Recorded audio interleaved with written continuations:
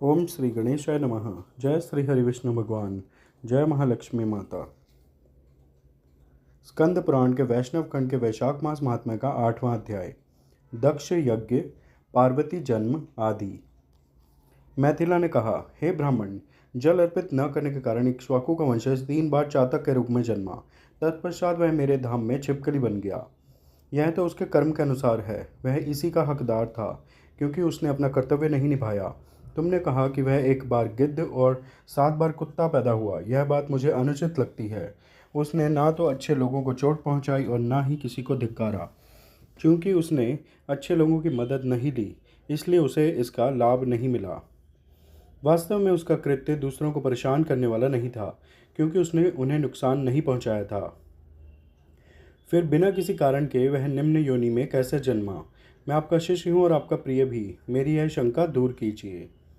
राजा के इस प्रकार पूछने पर महायशस्वी श्रुतदेव ने कहा, अच्छा अच्छा, और ये शब्द कहे।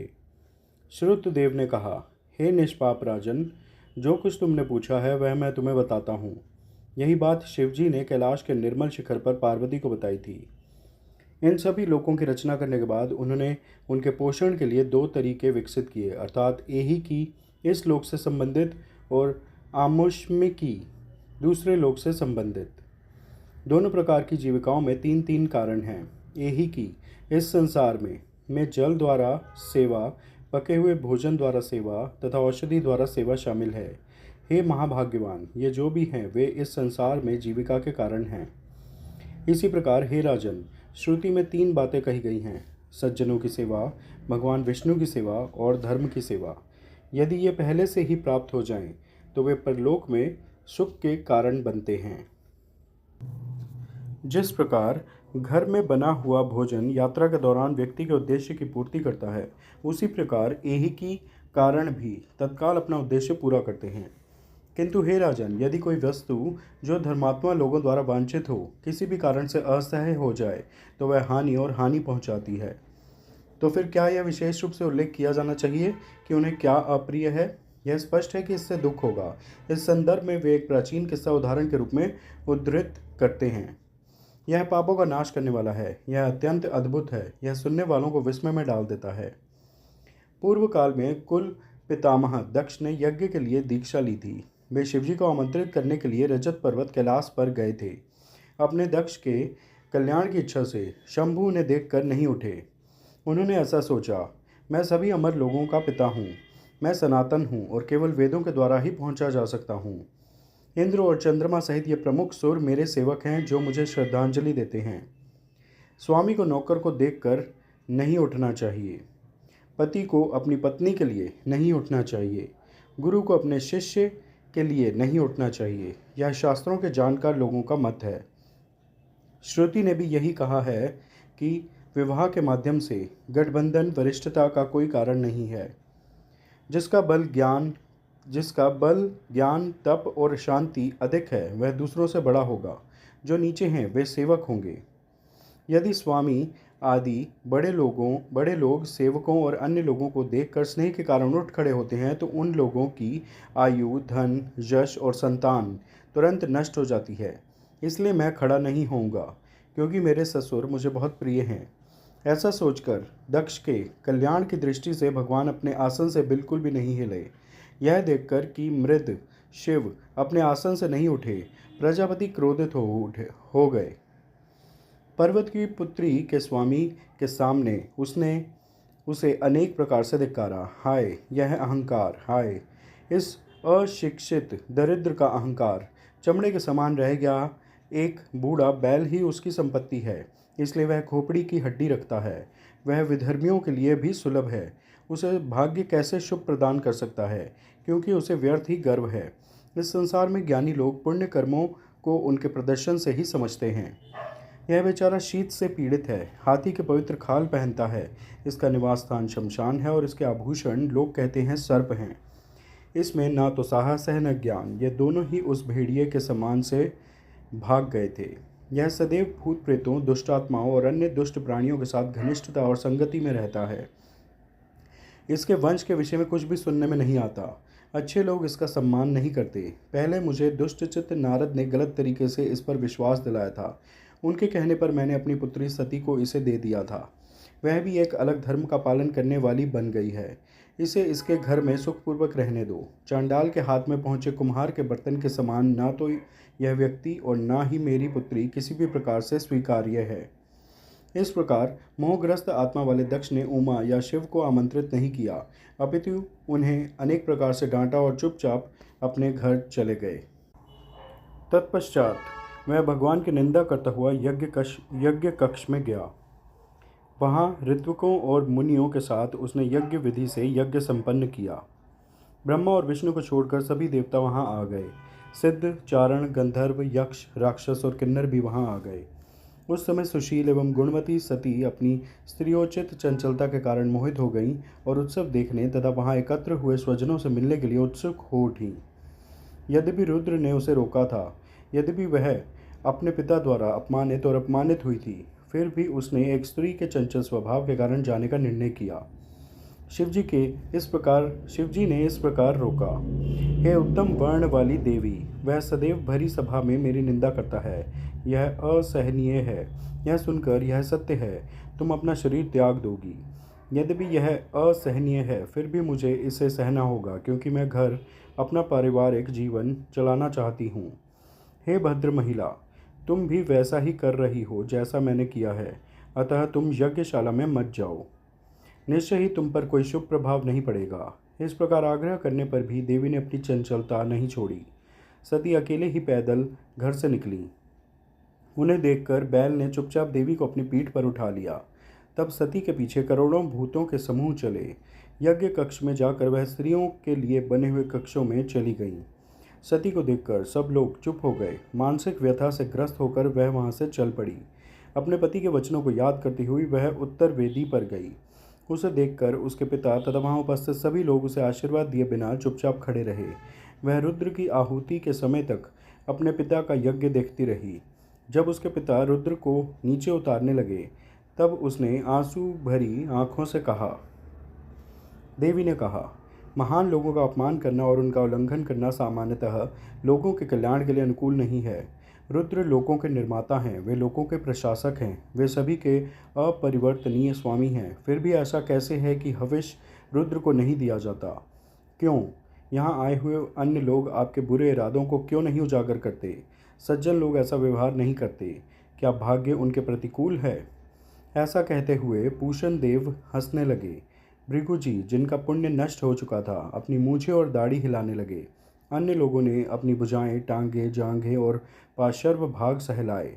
उसके अभागे पिता ने उसकी अनेक प्रकार से निंदा की। यह सुनकर रुद्र की पत्नी मन ही मन बहुत क्रोधित हो उठी।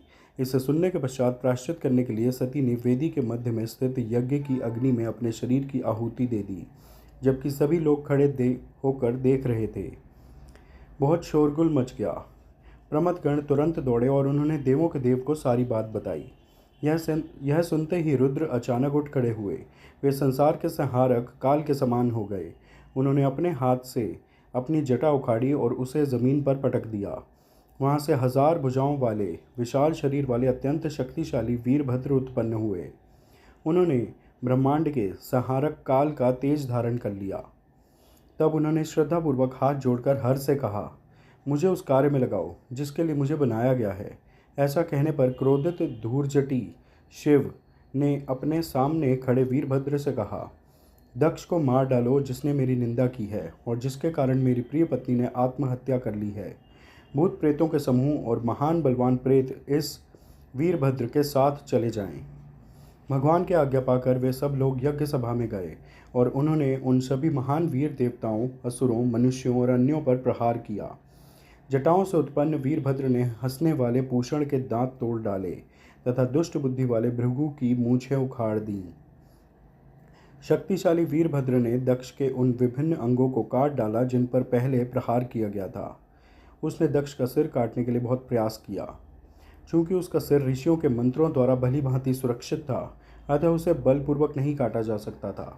यह जानकर स्वयं हर वहां आए और उन्होंने उस दुष्ट का सिर काट डाला।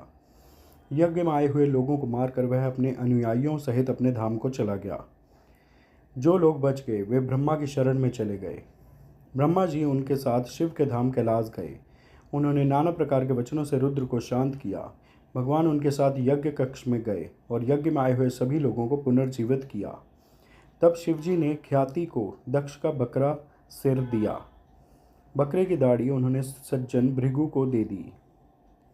उन्होंने पूषण को उसके दांत तो नहीं लौटाए परंतु उसे बिना दांत के आटा खाने योग्य बना दिया। शिव ने उसके कुछ विकृत अंगों को सीधा कर दिया। सभी का कल्याण हुआ। ब्रह्मा और शिव ने उस महापुरुष का यज्ञ पुनः पूर्ववत प्रारंभ किया। यज्ञ के समाप्त होने पर सभी देवता अपने अपने धाम को चले गए। रुद्र ने ब्रह्मचर्य का कठोर व्रत धारण किया और घोर तपस्या की।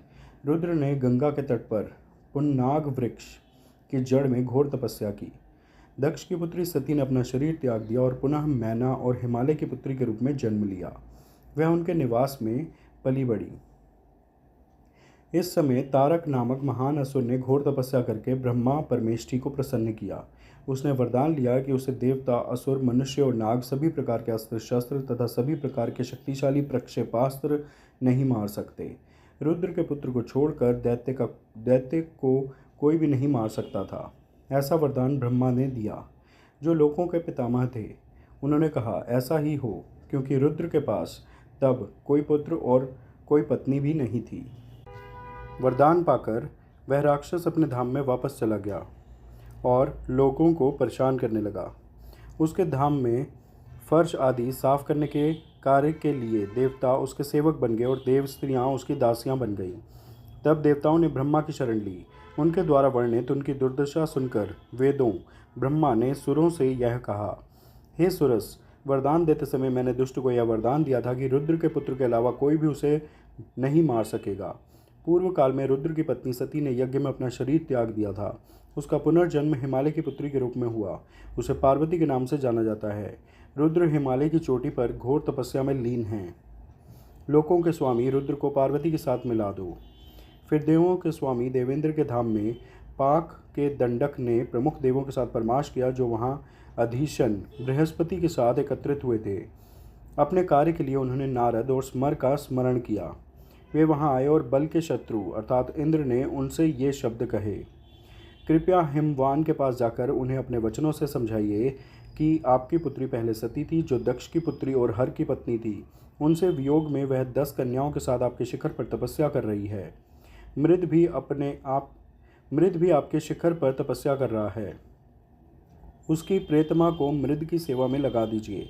वह अवश्य ही उसकी पत्नी बनेगी, वही उसका पति होगा। इंद्र के ऐसा कहने पर नारद पर्वत के पास गए और देवेंद्र के कहे अनुसार सब कुछ किया।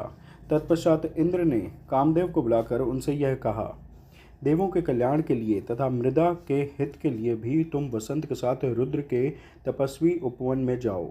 वसंत के वे लक्षण प्रकट करो जिनसे हृदय में प्रेम की तरंगें उठती हैं। जब देवी पार्वती मृदा के निकट हों तो अपने बाण छोड़ो और महाप्रभु को अपनी ओर आकर्षित करो। जब उनका मिलन हो जाएगा तो हमारा कार्य तुरंत पूरा हो जाएगा। ऐसा आदेश पाकर स्मर ने कहा, ऐसा ही होगा, और तुरंत चल पड़ा। वह रति, वसंत और अपने समस्त अनुचरों के साथ उस वन में चला गया।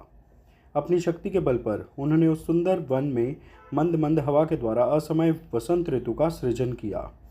एक बार देवों के देव पार्वती की सेवा से प्रसन्न हुए। उन्होंने उसे अपनी गोद में ले लिया और उससे कुछ बातें करने लगे। स्मर ने तय किया कि अब भगवान का अपनी प्रिय पत्नी के साथ मिलन का समय आ गया है। उन्होंने अपना सुंदर और कोमल धनुष उठाया और हारा के पीछे खड़े हो गए। एक पेड़ को अपनी आड़ बनाकर खुद को छिपाने के लिए उन्होंने एक बाण छोड़ा। उन्होंने एक दूसरा बाण भी लगाया और उसे छोड़ने के लिए खुद को तैयार किया। व्यथित होकर मृद ने सोचा, मेरा मन इस प्रकार विचलित नहीं होगा, इसे किसने दूषित कर दिया है। इस प्रकार चिंतित होकर उसने मुड़कर देखा कि कामदेव उसके पास खड़े हैं। उसने क्रोध में आकर अपनी माथे की आंख खोली और देवी को अपनी गोद से दूर कर दिया। उसकी आंख से एक प्रचंड अग्नि निकली जिससे सारे लोग भयभीत हो गए। इससे मनमत अपने धनुष सहित तुरंत जल गया। अपने कार्य की पूर्ति देखकर तथा स्वयं को दंडित होने की आशंका से देवता वसंत और रति स्वर्ग की ओर भाग गए। देवी भयभीत हो गई। उन्होंने अपनी आंखें बंद कर लीं और दूर भाग गईं। स्त्री की उपस्थिति से बचने के लिए मृदा वहां से गायब हो गई। इंद्र ने रुद्र को प्रसन्न करने तथा साथ ही अपने हित के लिए कुछ करने की इच्छा की तथा उसे दुर्भाग्यपूर्ण परिणाम प्राप्त हुआ। जो व्यक्ति अत्यंत अप्रिय कार्य करता है उसके लिए तो और भी बुरा परिणाम अपेक्षित है। अतः इक्ष्वाकु के वंशज मंदबुद्धि, जो सदैव साधु पुरुषों के प्रति अनुकूल व्यवहार करते थे, ने अच्छे लोगों की सेवा का अनुष्ठान नहीं किया जो उनके स्वयं के कल्याण के लिए अनुकूल होता। उसने बहुत दुख भोगा और फिर वह निम्न योनि में जन्मा। इसलिए मनुष्य को अच्छे लोगों की सेवा करनी चाहिए जिससे सभी उद्देश्य पूरे होते हैं। क्योंकि उसने रुद्र को अप्रसन्न करने वाला कुछ किया था, इसलिए स्मर को अपने अगले जन्म में बहुत दुख का अनुभव हुआ। यद्यपि वह एक महान राजा था। जो मनुष्य दिन रात इस पुण्य कथा का श्रवण करते हैं वे निसंदेह जन्म मृत्यु वृद्धावस्था आदि से मुक्त हो जाते हैं। स्कंद पुराण के वैष्णव खंड के वैशाख मास महात्म्य का 8वां अध्याय पूर्ण हुआ। आप सब प्रेम से मेरे साथ बोलिए, जय श्री हरि विष्णु भगवान, जय महालक्ष्मी माता, जय पार्वती माता, जय शिव शंकर। कृपया इस वीडियो को लाइक और शेयर करें, मेरे चैनल सब्सक्राइब करें। धन्यवाद। हर हर महादेव।